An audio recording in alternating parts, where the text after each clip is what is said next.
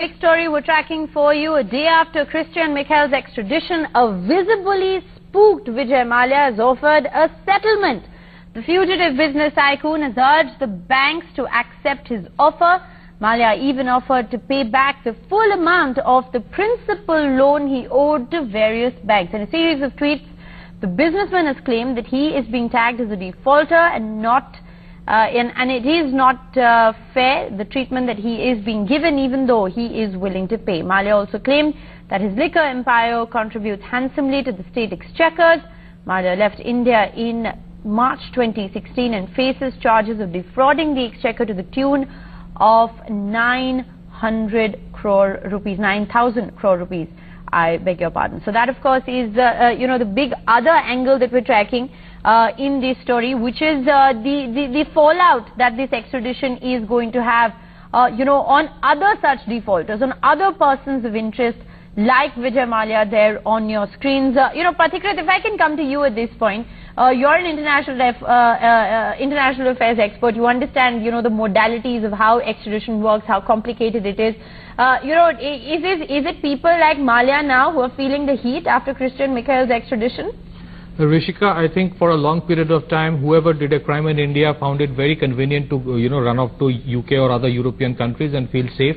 But I think over the last 4 years, things probably to a certain extent have changed, if not entirely. I repeat that it's not still very easy to have an extradition done. But if you look at what has been happening in the UK courts over the last couple of years, Vijay Mallya has been feeling the heat.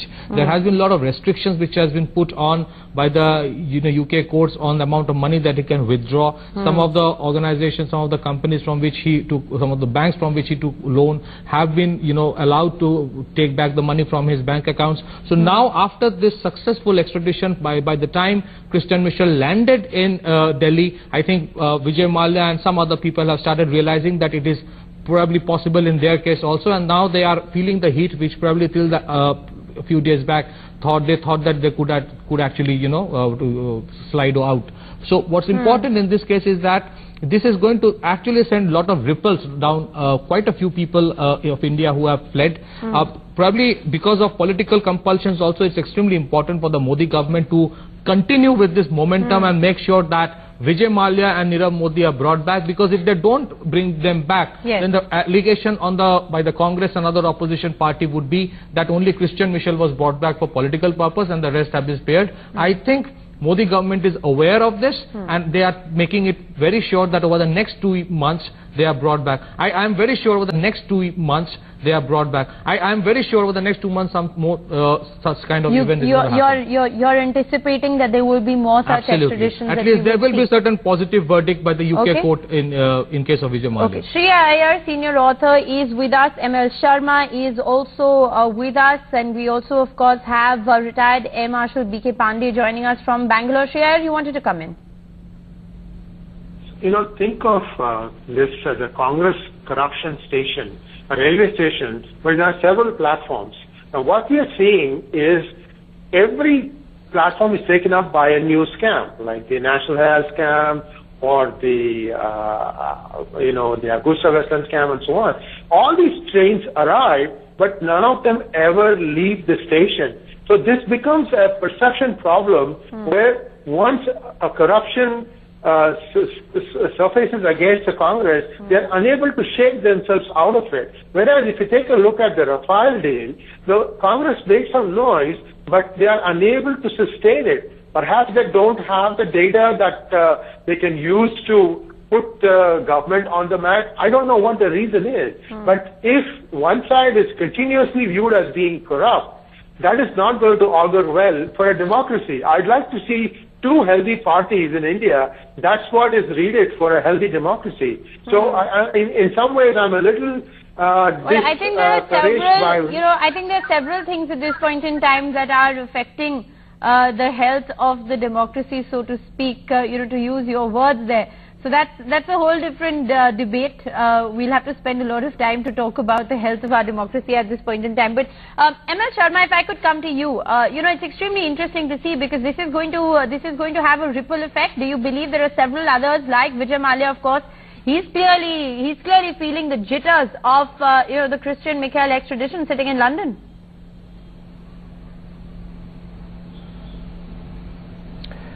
See, it needs to be understood that extradition proceedings have two aspects.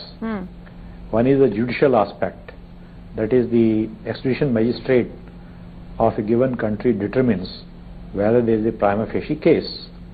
Now, even if he has decided that there is a prima facie case, then the second aspect is the political dimension. It is for the executive authority of that country to decide whether that criminal is to be sent back to the country where he is needed. Now, different nations, you see, decide these issues depending on their own situations, own requirements, own proclivities, and so on and so forth. So diplomatic pressure is also one of the important aspects apart from the merits of the case. So to say that we have succeeded in one, so we'll automatically succeed in another, will not be a very good inference. But I personally believe that Government of India has a good case against Malaya. So the case will be decided on merits, A, by the extradition magistrate over there, and 2, by the executive authority of that country. Okay. So I can't draw any parallel between the two situations. Unfair to draw parallels between two situations, but I think what it does is, in a certain sense, at least sends out the right kind of political message. Retired Marshal Pandey, would you agree with me? That the government has, irrespective of the outcome, I know that you've questioned the outcome of this, where is all of this leading to, where is the hard evidence, and that, it shouldn't just be reduced to electioneering rhetoric. But, that aside, it does send out an extremely strong message, a powerful message diplomatically. The diplomatic channels are robust, they're running, and that, Christian Michael could be the first of many.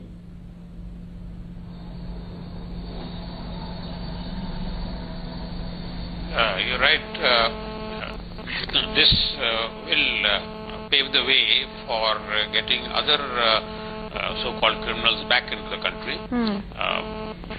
especially since the allegation is against the BJP that they have allowed them to go. So it is incumbent on the BJP now to prove themselves that it was not so and that they can get them back. So that will be a very, very healthy development. Okay. But I'd like to make one or two other points. Yes. The credibility of CBI has been in question.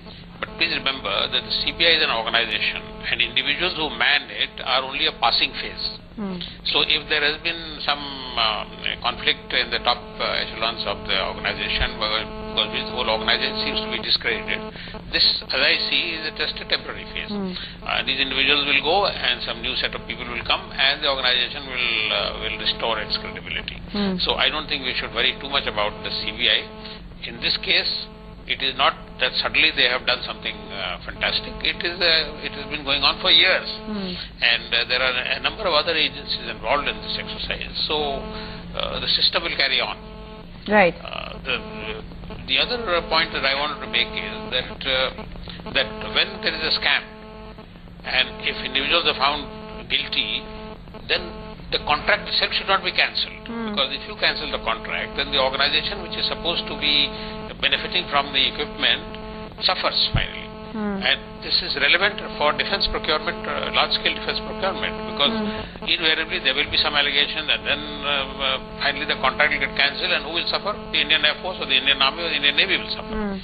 So I think we need to take a look at this. Yes, by all means, identify the guilty and take them to task.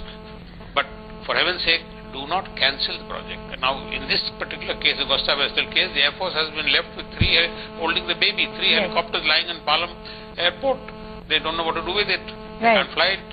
Right. And it's really sad that. So it is a wastage, like you're saying. It is a wastage of the state exchequers, of the state exchequers funds. It is taxpayers' money at the end of the day. That is being wasted, and like Marshal Pandey is saying, there are 3 Augusta Western helicopters, remember, that landed here in 2012 when this entire scam broke out, and after that they've been lying idle at Parliament. One doesn't know what to do with them. Sher, you wanted to come in?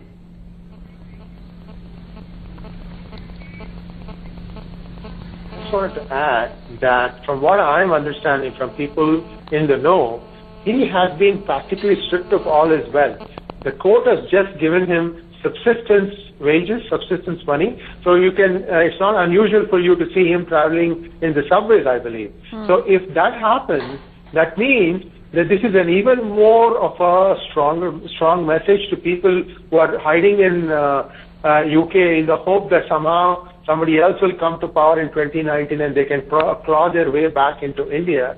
If this thing starts happening, that's also a strong message that you can run, but you cannot hide. And the other thing I wanted to say about this particular case, Augusta Westland case, is that, you know, if some of these helicopters are lying idle, by all means, we need to make sure that they are operational, but the whole deal itself, if it's in its entirety, was so, you know, overpriced that the UK government cancelled it as a matter of fact. It's not even the NDA government. Yes. Now, if we need to bring in more transparency in all the defense deals, and I'm including even the Rafale deal, even the S-400 deal. Why can't the government just put out a, you know, display saying that this is the price and here is the breakdown? And you can say that there is going to be some overhead for, you know, services.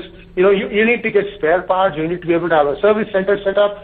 All those things will cost money, but there should be not only be a fair process, but there should be an appearance of a fair process. And that, I think, will keep the, you know, process moving forward faster. Now, otherwise, you know, every time there's a defense deal, there's always an allegation of a kickback, always an allegation of a corruption. This does not bode well for the country. We need to keep moving fast. All right, and for how long? You know, I want to also understand how extradition works. Remember, this is the first major extradition that India has seen. We of course have Vijay Mallya, we have Nirav Modi, we have Mehul Choksi, we have a whole bunch of economic offenders, of fugitives, you know, who India would like to see return back to the fold. You know, the government claims, of course, that this is the first. Remember, in the Augusta Westland case as well, there are 2 other middlemen who have been accused. How this impacts that is also extremely crucial. But, you know, Pathikrit, if I can just bring you into the conversation, you know, you've helped us understand diplomatically how this works. But now that he is here, you know, what is there a timeline of events? How long can India hold on to Christian Michel? You know, is there a possibility that he may be sent back if we can't gather the evidence against him in good time, or if he doesn't reveal much? How do you see this panning out? What happens next? Rishika, so far as the court case is concerned, I think we know in case of Indian judicial process there is no timeline. It may take a lot of time. I mean, it may take years at times.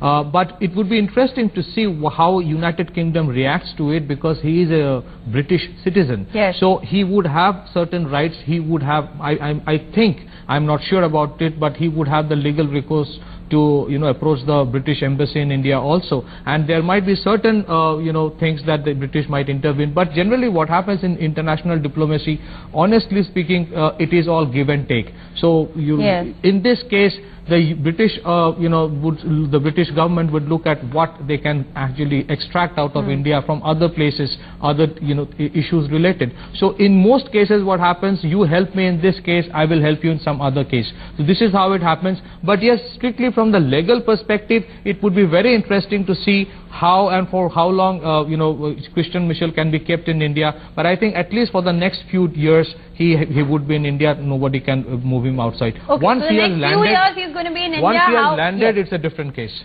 Okay, so once he's landed, it's a whole different dimension. For now, what we do know is that he's in India. You know, ML Sharma, if I can come to you, and this is a question that I'd like to, you know, sort of pose to all of the experts here on the broadcast, retired Air Marshal, of course, you know, ML Sharma, you yourself. I want to understand from you, you know, how crucial, we all know that he is the middleman, Christian Michel is the middleman who in fact paid bribes to Indian politicians, to Indian bureaucrats, to members, you know, of the Ministry of Defense of the time, in order to swing this deal in favor of Augusta Westland, remember, which is the British wing of the Italian firm Finmeccanica. So he is the middleman, he is the one who's brokered this entire deal.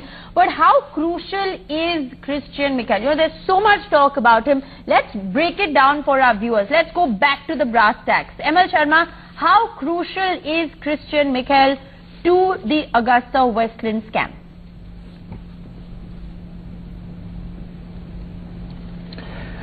Going by newspaper reports is very, very crucial because the allegation as appearing in the newspapers is that he was paid about 300 crores and he bribed the Indian officials and others. So it's very crucial. So as I said earlier, and bears repetition, that depends on what kind of documentary evidence CBI has about the payment of bribes, etc. And second is, as more important actually, what stand Michel takes during his interrogation by the CBI. Right. If he turns approver, which means he is admitting his guilt and he is prepared to become a state witness, then the case will take altogether different dimension. Right. But if he keeps quiet, which is an option open to him, then CBI essentially will have to rely on the documentary evidence that they have. How good and how proficient that is, I have no way of knowing. But coming to the point, his extradition will lead investigation to a next milestone, very, very critical. Okay. M. Marshal Pandey, if I could pose the same question to you. Shreya, I know you wanted to come in. Let me get in a quick word from M. Marshal Pandey and I will come back to you. You know, like ML Sharma broke it down for us, if he turns approver, it's a whole different ball game because then he's going to spill the beans. And once that's done also, of course, it has to be backed with evidence before there can be any prosecution initiated. But if he doesn't turn approver and he chooses to remain silent, there is little that one can do as far as the investigation going forward is concerned. While he is a crucial piece of the puzzle, how much really rests on him, M. Marshal Pandey? Put it in perspective for our viewers.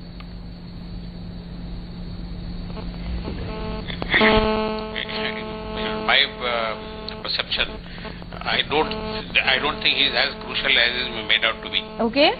Because finally, what matters is, as I said earlier, hard evidence.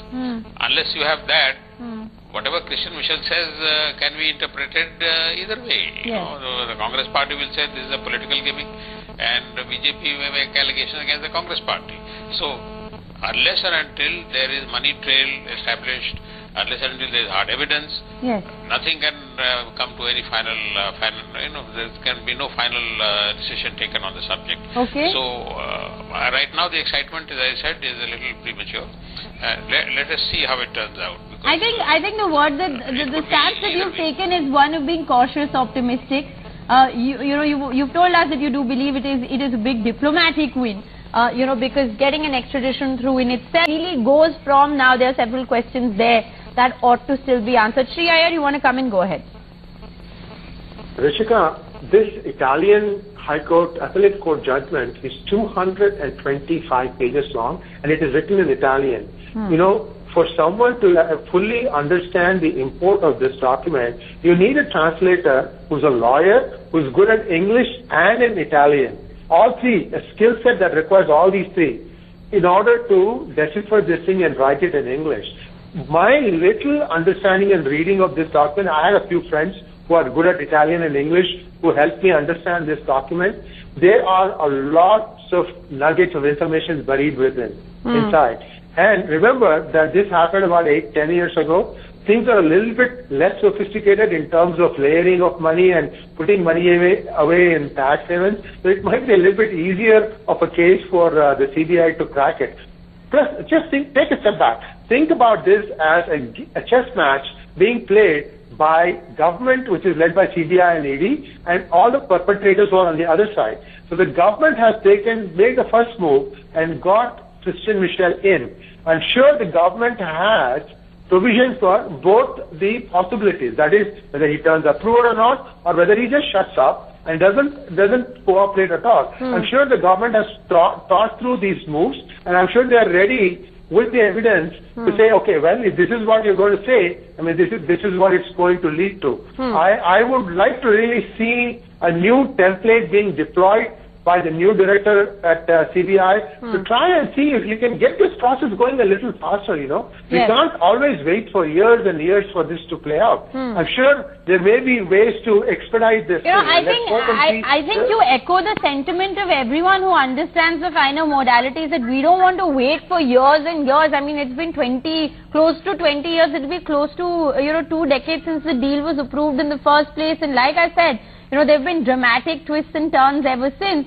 But Pathikrit, it's not that easy, is it? Like Air Marshal Pandey has been saying time and time again, that, let's be cautious optimistic. Maybe the euphoria is a little too premature. Because, of course, it's a big win diplomatically, and we don't take that away at all. It's sent out. I think Vijay Mallya's tweets are evidence enough to show that we've scored a diplomatic point there as well. But when it comes to the VVIP chopper scam, he is a big piece of the puzzle. But what he reveals, what's the documentary evidence, and like I said, for how long we can keep him, all of those are questions at this point. How much of preparation does the CBI have?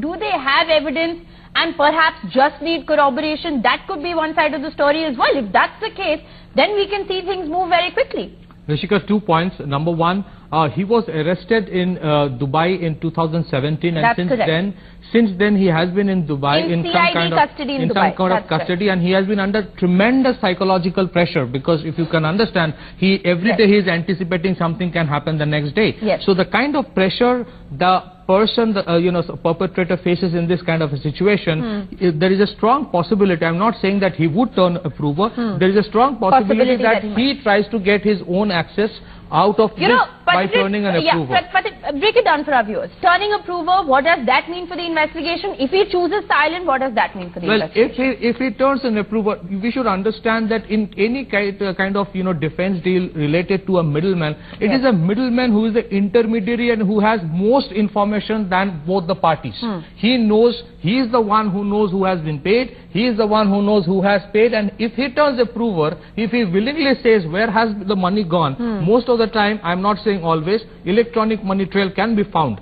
Secondly, this is the man who can tell from where he got access to the Ministry of Defense papers. So you may not at the first go, convict people, but you can at least understand where all these loopholes lie, where exactly and through whom the papers actually came. That is important, because from the perspective of national security, it is to be, these loopholes have to be plugged. So, he is a crucial piece of the puzzle. We continue to maintain that. And while we've had, guests on the broadcast, we've had the former Air Marshal say that he is cautious optimistic.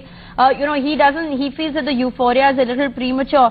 It is at the same time, it actually remains to be seen how prepared is the CBI for this particular interrogation, going forward. Because if they already have money trail, or they already have evidence, and perhaps need corroboration, then his testimony and his statements could go a long way. But if they're going to depend on him to sort of point in the direction of the investigation, to name and shame, then proving money trail or establishing culpability in that sense could be a long drawn process. So that's, of course, the finer modalities of investigation remains to be seen, like I said, on what Christian Michel says and how prepared the CBI is to deal with either of those eventualities. And like our guests have been pointing out, at the end of the day, it depends on whether he turns approver or whether he remains silent. That would really determine, the course and the time that this investigation takes. We'll talk a little more about the Augusta Westland scam. We'll also, play out key political reactions. We'll connect with our reporters on the ground. What can we see happen in Patiala House Court in a short while from now? All the action unfolding here on NewsX. Short break, don't go anywhere.